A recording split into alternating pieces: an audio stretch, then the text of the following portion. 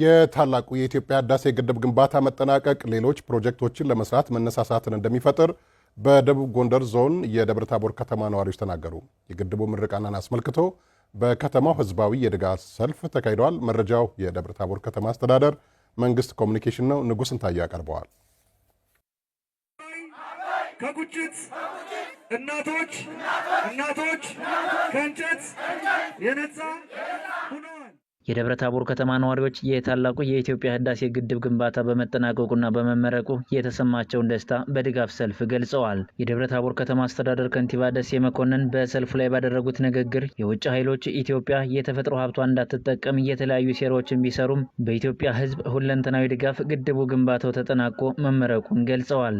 ከንቲባው አያይዘውም ግድቡ የኢትዮጵያውያንን አንድነት፣ አብሮነትና ብልጽግና የሚያሳይ ከመሆኑም በላይ የጋራ ማንነት በመገንባትና በመተባበር ሌሎች ፕሮጀክቶችንም ማጠናቀቅ እንደሚቻል ማሳያ መሆኑን ተናግረዋል።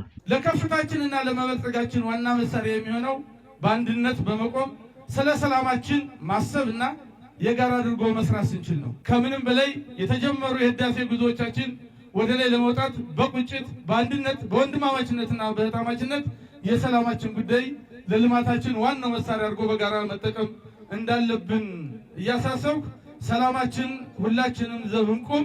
የደቡብ ጎንደር ዞን ዋና አስተዳዳሪ አቶ ጥላሁን ደጀኔ በበኩላቸው ኢትዮጵያ ለመላው የጥቁር ህዝቦች የነጻነት ተምሳሌት እንደሆነች ገልጸው የህዝቡን የዘመናት ጥያቄ ለመመለስ ግድቡ በኢትዮጵያውያን ትብብር መሰራቱን ገልጸዋል። አቶ ጥላሁን አክለውም ግድቡ የመቻልና የመተባበር ተምሳሌት እንዲሁም የአንድነት ማህተም መሆኑንም ጠቅሰዋል። ታላቁ የህዳሴ ግድባችን የመቻል ማሳያ፣ የማንሰራራት ጅምር ምልክት፣ የሁላችንም አሻራ ያረፈበት የአንድነታችን ማህተም ነው። ጥቁር ህዝቦች በድጋሜ ያሰበውን ማድረግ እንደሚችል እንደሚያሳካ በጥቁር ህዝብ ታሪክ አድዋ ቀጥሎ የህዳሴ ግድብ ተገንብቶ በማጠናቀቅ ያሳየ በዲፕሎማሲው መስክ ርቀን መጓዛችን ያየንበት ትልቅ ገድልም ነው።